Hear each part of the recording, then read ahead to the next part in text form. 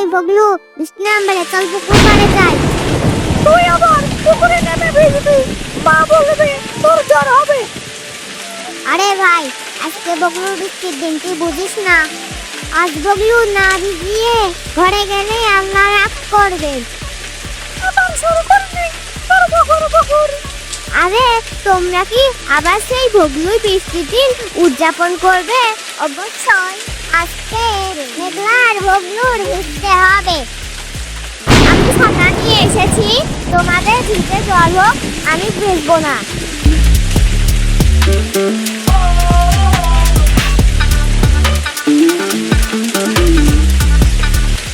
ছাতাটা ফেলে দি।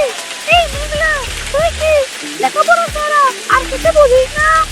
বুঝি তো বুঝি, এই বর্ষার মাটির গন্ধ সবচেয়ে সুন্দর। তা কাজ করো, ছাতা ফেলে দাও, আজকে বগলুর বৃষ্টির দিন, মানে শরীর ভিজবে, সাথে মনও ভিজবে। মেঘলা, আজকে একটু বাগলামি ঘর ছুটি হবে। ঠিক আছে, কিন্তু বেশি তাড়াতাড়ি করবি না।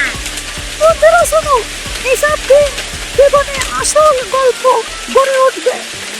বড় হয়ে হয়তো এসব ভুলে যাব, কিন্তু এই বগলুর বৃষ্টির দিন মনে থাকবে। ধান ক্ষেতের গন্ধ, ভিজে গায়ের শিহরণ, আর তোমাদের সাথে সময় কাটানো, এটাই আসল আনন্দ। সত্যই বলেছি, এটা আমরা না চাইতেও এটা আমাদের অনেক আনন্দ হয়েছে। ইস, এই দিনটা যদি শেষ না হতো তাহলে অনেক ভালো হতো।